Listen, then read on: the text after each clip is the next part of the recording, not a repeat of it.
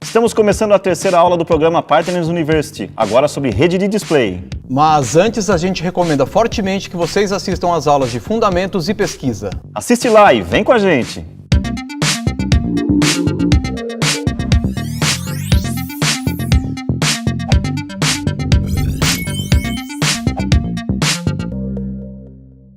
Olá pessoal, vocês já me conhecem, eu sou o João Dalla. E eu sou o Rodrigo Câmara. Esses são os vídeos preparatórios para você obter o seu certificado Google. Mas para isso é importante você acessar o material de apoio e também participar ao vivo do Hangout Google Responde para tirarmos suas dúvidas. Só assim você ficará pronto para fazer a prova. Então vamos falar sobre publicidade em display, João?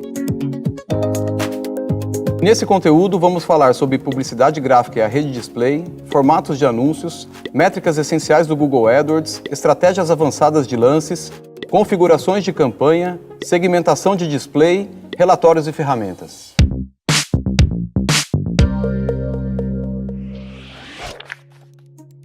Na propaganda tradicional, publicidade gráfica é publicidade impressa. Como, por exemplo, anúncios em revista. Mas não no Google AdWords. Publicidade gráfica são anúncios que aparecem próximo ao conteúdo dos sites. Isso aí, e eles podem ser texto, JPEG, PNG, GIF e HTML5. Já a rede de display é a rede de sites do Google, onde os anúncios aparecem preenchendo lacunas publicitárias. Sim, ela é composta pelas propriedades do Google, o YouTube e o Gmail, aplicativos, milhares de sites especializados ou de massa, através dos programas do AdSense e do DoubleClick Ad Exchange. DoubleClick Ad Exchange é uma rede de publicidade do Google. Mas e o AdSense, João? O AdSense é um programa onde os donos e editores dos sites cedem espaços para os anúncios do Google, e eles são comissionados por cliques ou impressões nesses anúncios. Agora que vocês já sabem o que são anúncios gráficos e a rede display e onde eles aparecem, vamos relembrar os diferentes tipos de campanhas. Campanha de pesquisa, campanha de display e campanha de pesquisa com exibição em display. Isso, aliás, essa é uma boa estratégia para quem está começando aí, usuários leigos, pois usam o mesmo orçamento e as próprias palavras-chave da sua campanha de pesquisa. E você que está começando com o Google AdWords, se liga agora nessa dica quente. A recomendação é criar duas campanhas separadas, por configurações diferentes podem tornar as suas campanhas mais eficazes. Orçamentos específicos geram maior controle. E a rede de display engloba, claro, aplicativos móveis. Por exemplo, vocês lembram da nossa empresa fictícia, Training Sports? Supondo que eu tenha um aplicativo de corrida, desses que ajudam a gente a fazer exercício, alongamento. Eu tenho um desse, inclusive ele fala para eu fazer um alongamento nesse momento. E se esse aplicativo permite publicidade, nós podemos anunciar um novo lançamento da Training Sports ou até mesmo o próprio aplicativo. Ela pode criar uma campanha na rede de display para aplicativos móveis, quando o produto em questão é o próprio aplicativo.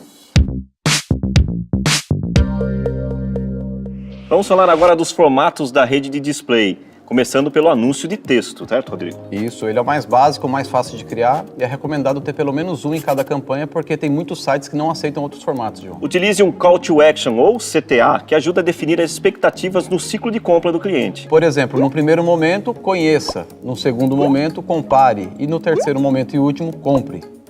O outro formato é o anúncio gráfico, ele traz maior reconhecimento da marca do cliente. Ele pode ser estático ou animado, naqueles formatos que a gente já conhece, PNG, GIF e HTML5.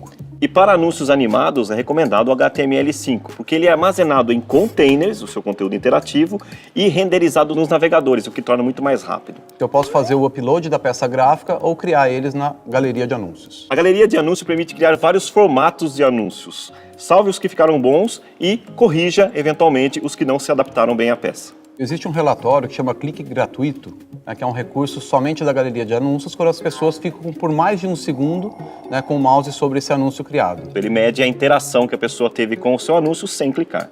Ainda como formatos de anúncios gráficos, nós temos os formatos Lightbox. Existe o formato Lightbox padrão. O Lightbox padrão é um formato avançado que permite interação com esse anúncio. Pode ser carrosséis de imagens, podem ser vídeos. O anunciante só paga quando alguém interage com ele. É um formato exclusivo da rede Display e o Lightbox padrão é criado exclusivamente dentro do Google AdWords. Já o Lightbox Custom não é desenvolvido dentro do AdWords, ele é feito por terceiros, agências de criativos. E eles obrigatoriamente precisam estar hospedados no DoubleClick Studio para passar por uma análise de qualidade do Google. Outro formato de anúncio é o formato de anúncio dinâmico. Ele é feito com base nas listas de feeds, ou seja, de informações que vêm do seu e-commerce. Os anunciantes podem escolher alguns layouts e alguns recursos desses anúncios dinâmicos. Existem alguns templates de anúncios dinâmicos no setor de educação, no setor imobiliário, ou seja, existem alguns formatos já prontos que você pode estar utilizando para esses segmentos. Por exemplo, uma pessoa entrou no nosso site da Training Sports, viu alguns modelos de tênis de corrida e ela vai ser impactada por esses anúncios exatamente com o mesmo modelo de tênis que ela viu no nosso site.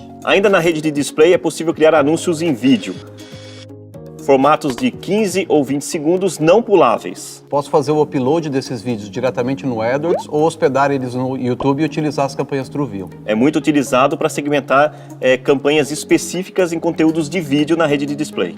Anúncios de aplicativos. Como a gente sabe, através do AdWords é possível fazer campanhas de aplicativos. Sim, é ideal fazer uma campanha para um conjunto de aplicativos. É importante saber também que você tem que ter esse aplicativo nas lojas de aplicativos, claro, né? Na Google Play ou na Apple Store. Para anunciar, você precisa também ter o nome do pacote. O nome do pacote é o nome do aplicativo na hora de fazer essa campanha de aplicativos móveis. E todos esses formatos aí citados até agora podem aparecer acima da dobra ou abaixo da dobra. Abaixo da dobra é quando você usa a barra de rolagem, né? Tudo que você vê na hora que você usa a barra de rolagem abaixo da dobra. E eu tenho a opção de escolher se eu quero exibir meus anúncios acima ou abaixo da dobra. O Google possui algumas políticas editoriais para garantir a qualidade dos nossos anúncios. Eu não posso criar um anúncio que não desempenhe a sua função. Existem alguns exemplos de proibição, como utilizar anúncios com a frase clique aqui, direcionar o usuário para um domínio diferente do anunciado, anunciar um site em construção, usar uma tag value track visível no texto do anúncio, ou simular funções que os anúncios não executam. O anunciante pode promover produtos com direitos autorais, desde que ele possua esse direito. E na rede de display é possível utilizar alguns formatos de extensão de anúncios. Exatamente, no formato de anúncio texto você pode usar a extensão de chamada ou a extensão de local. Não tem mais que inventar, só essas duas. Vamos falar agora das métricas essenciais do Google AdWords, também na rede de display. Um item muito importante é a classificação, certo, Rodrigo? Isso, e só relembrando a fórmula da classificação, lance máximo vezes índice de qualidade. Na rede de display existem duas opções de lance. O CPC, que é o custo por clique, e suas variantes, o CPA ou eCPC, que é muito utilizado para resposta direta. E o CPM, para branding, para alcance, para visibilidade, que agora o Google trata como VCPM, quando o usuário viu pelo menos 50% do seu anúncio. Lembrando que o VCPM é somente disponível na rede display. O índice de qualidade é um dos fatores mais importantes utilizados pelo Google para classificar os anúncios. Ele vai definir se o anúncio está qualificado para participar desse leilão. Os componentes do índice de qualidade da rede de display podem ser CTR do site e em sites semelhantes, A relevância das palavras-chave e anúncio com relação ao site. e a qualidade da página de destino, como por exemplo o tempo de carregamento. Agora, se o tipo de lance que você usar for o VCPM, o CTR não será considerado. Nesse capítulo vamos falar das estratégias avançadas de lance, certo, Rodrigo? Isso, existe o CPC otimizado, o CPA desejado, mas a gente já viu isso nas outras aulas, você pode clicar no link aqui em cima e recordar. Uma estratégia importante é o ROAS desejado, retorno por investimento. No ROAS, o Google ajusta automaticamente o valor do lance, visando atingir o melhor valor de conversão possível. Mas João, e se eu tenho dois anunciantes, um com lance de CPC e um com lance de VCPM, como é que funciona? Aí o Google converte tudo em CPM efetivo. Ele vai transformar todos os anunciantes que têm o tipo de lance CPC em CPM para ficar na mesma moeda e fazer um leilão mais justo. Na tabela temos 4 anunciantes, A, B, C e D. Os anunciantes A, B e C têm o tipo de lance CPC e o anunciante D tem o tipo de lance CPM ou VCPM. O Google converte todos esses anunciantes em eCPM, porque você tem mais de um tipo de lance no mesmo leilão. Logo, o anunciante A ficou com um eCPM de 3, o anunciante B com um eCPM de 4, o anunciante C com um eCPM de 1 e o anunciante D com o seu original, um CPM de 10. O importante é perceber que o Google converte todos os tipos de lances CPC e CPM em apenas um, o CPM efetivo ou o eCPM. E a vantagem do VCPM é que se você venceu o leilão, você vai aparecer sozinho no bloco de anúncios. Nesse capítulo falaremos sobre configurações de campanha. E vamos começar pelo idioma. Se você quiser segmentar uma campanha por idioma na rede de display, isso é possível. A diferença com relação à rede de pesquisa e outras redes é que não é o idioma do usuário que a gente está segmentando, e sim o idioma do site a ser anunciado. Exatamente. You get it? Yes. Todo certo? Todo. O próximo item é o limite de frequência. O limite de frequência é um recurso que permite limitar a quantidade de vezes que um usuário vê o seu anúncio. 1, 2, 3, 5 vezes o anúncio. É verdade, João. Quantas vezes você precisa ver o anúncio para decidir comprar ou não um produto? Ainda nas configurações de campanha temos o agendamento de anúncio, que permite você definir dias e horas que você deseja que seu anúncio seja veiculado. A gente pode definir, por exemplo, os horários de pico de vendas e focar o investimento somente nesses dias e horários. Segmentações de display, uma etapa importante aí do processo de configuração, né, João? Exatamente, porque a segmentação é que ajuda a definir quem vai ver efetivamente os seus anúncios na rede de display. Isso, aí são várias as configurações que a gente pode trabalhar, por exemplo, a de palavra-chave, que é a segmentação contextual. A segmentação por canais, você decide quais sites você quer exibir seus anúncios. A segmentação por tópicos, que são as categorias dos sites. A segmentação por interesse, quem são as pessoas que têm interesse naquele determinado tema. E a por sexo e idade, que a gente pode também trabalhar. Exatamente. E todas essas segmentações podem ser combinadas, né, João? Você pode segmentar, por exemplo, sexo e palavra-chave. Lembrando que serve para qualquer formato de anúncio, texto, gráfico, até o lightbox. A segmentação por palavra-chave é baseada em contexto. Você escolhe uma lista de palavras-chave, e é obrigatório, e ela vai mostrar em sites que contêm essas palavras. Eu posso colocar as palavras tênis, tênis para corrida, tênis para maratona e o Google vai identificar os sites correspondentes, né, com relação a conteúdo. Qualquer site que contenha essas palavras é um potencial local para aparecer os seus anúncios. E para descobrir onde foram exibidos os anúncios, existe um relatório que chama Desempenho em Canais. Lá eu consigo ter a lista de todos os sites onde foram exibidos os anúncios. Um exemplo de como pode aparecer o seu anúncio com a segmentação por palavra-chave. Imagine que existe um blog de maratonistas. Lá tem um artigo falando 10 maneiras de correr uma maratona. E nesse texto existem várias palavras-chave que você tem na sua campanha. O Google vai identificar essas palavras e mostrar um anúncio relevante. Agora, se eu quiser ter maior controle sobre a minha campanha, eu utilizo a segmentação por canal. Aí eu vou escolher os canais onde eu quero exibir os meus anúncios. Por exemplo, o YouTube é um canal gerenciado, é uma propriedade do Google, onde a gente pode definir lances específicos, né, e exibir os nossos anúncios. E a Treino Esportes poderia aparecer em sites como Maratonista, citado no exemplo anterior, em sites que falam de esportes, em canais que falam de corridas. Ou algum site aí da Musa Fitness no momento.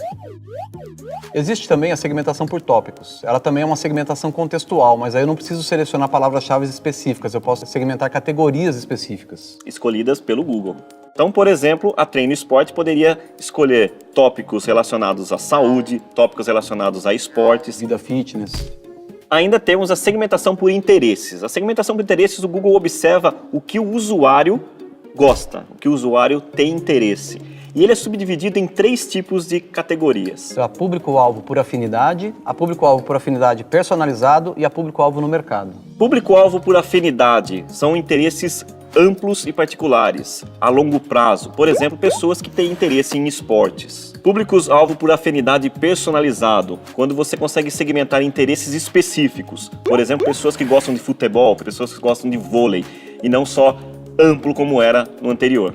E o público-alvo por mercado, que são pessoas que estão ativamente pesquisando e comparando produtos na internet. Existe ainda a segmentação por remarketing, onde você segmenta pessoas que já estiveram no seu site, em determinadas páginas, que já estiveram em contato com sua marca. É interessante eu criar campanhas separadas, por exemplo, para pessoas que visitaram os tênis de corrida, pessoas que visitaram os tênis de futebol, para eu criar até campanhas com orçamentos diferentes. E para utilizar o remarketing, você instala uma tag no seu site para acompanhar esse tipo de publicidade. Você pode fazer isso através do Analytics ou através do Google AdWords. Mas, João, e no site da Treino Esportes, que a gente tem mais de 3.000 itens? Então, para isso existe o remarketing dinâmico. Ele coleta informações das páginas visitadas. Então, quando um usuário visitou determinados produtos, você mostra um anúncio dinâmico com esses produtos. O remarketing dinâmico é só para e-commerce? Não, você pode usar para outros segmentos, como, por exemplo, o setor de educação. Existem alguns templates onde você pode já utilizar os recursos e os layouts disponíveis. E por último, o remarketing de aplicativos, que serve para a gente exibir nossos anúncios para quem já utilizou os aplicativos. Configurações de segmentação. Posso trabalhar os tipos de lance de acordo com o meu público-alvo. Posso fazer uma combinação. Imagine que o meu público-alvo são mulheres que gostam de correr. Eu posso usar a segmentação de sexo, mulheres, e a segmentação por interesse, corridas. Posso dar um lance combinado. Mulheres que têm interesse em corrida, determinado valor de lance. Ou apenas mulheres ou apenas corrida. É o conceito do e/ou. Então, se eu quiser atingir mulheres que gostam de correr, eu uso segmentação e lance, que é mais restritivo. Se eu quiser atingir mulheres ou pessoas que gostam de correr, eu uso a segmentação somente lance. Se eu quiser aumentar o conhecimento da marca, eu uso somente lance, porque é muito mais amplo. Otimização de segmentação. A gente pode utilizar essa otimização para dar autonomia para o Google gerenciar nossos lances para tentar encontrar novos clientes. A segmentação conservadora funciona com uma autonomia controlada, dentro dos valores de lance que você estipulou. Já a segmentação agressiva permite que o Google dê lances maiores visando ter mais conversões. No capítulo Relatório e Ferramentas, vamos falar um pouco do Display Planner. Como é que você consegue montar uma campanha efetiva na rede de display? Existe uma ferramenta que te ajuda, certo, Rodrigo? Isso, ela ajuda a criar listas de palavras-chave, ajuda a obter históricos de lance e conversões. Exatamente. Isso tudo na rede de display. Exclusão de sites e categorias. Como o próprio nome diz, a gente pode excluir sites ou categorias que a gente não quer exibir os nossos anúncios, né, João? Por exemplo, na Treino Esportes, eu não quero mostrar meus anúncios em sites que falam se a pessoa teve um ataque cardíaco durante a corrida ou casos de doping. Eu posso evitar de mostrar meu anúncio quando o contexto é um tema polêmico, um tema que não tem a ver com a minha publicidade. Uma dica bacana aí é usar o relatório de desempenho em canais para ver onde você está exibindo os anúncios e excluir onde você não quer mais exibir. Conversões de visualização permite avaliar quantas conversões estão associadas a impressões de anúncio. Imagine que o seu anúncio apareceu em determinado site da rede de display, mas o usuário não clicou. Passados-se 10 dias, ele foi até seu site e converteu. Você pode associar essa exibição do anúncio a essa conversão. Mas para isso é obrigatório o uso do acompanhamento de conversões, né, João? Exatamente. E você pode usar na guia Desempenho em Canais e ver quais são os canais que convertem com conversão de visualização. Para isso, basta adicionar a coluna Conversões. E agora algumas dicas sobre a rede de display. Aguarde de 2 a 3 semanas para revisar suas campanhas, porque com menos tempo você não vai ter informação suficiente. Analise o relatório de alcance, que é o número de usuários únicos que viram seu anúncio. E o relatório de frequência para saber quantas vezes esse usuário único está visualizando seus anúncios. E para entender o comportamento do usuário, existe o Google Analytics. Sim, o Google Analytics permite você saber quantos usuários vieram de determinado anúncio, quanto tempo ficaram na página, quais páginas eles saíram, ou seja, uma série de informações importantes para a sua empresa. É importante não esquecer de vincular as contas Google AdWords e Google Analytics, porque além desses relatórios que o João citou, a gente pode criar listas de remarketing no próprio Google Analytics. E terminamos o nosso conteúdo da aula de rede de display. É importante que vocês acessem o material de apoio e também assistam o Hangout Google Responde, ao vivo, onde tiraremos todas as dúvidas sobre essa aula. As datas e horários estão disponíveis aí no link abaixo. Agora que você aprendeu a fazer anúncios na rede display, que tal pensar em campanhas integradas, hein? Os tempos mudaram, as mídias mudaram, só não pode deixar a criatividade para trás, certo, Rodrigo? Certo, isso aí. Se você gostou, dê um like e até a próxima.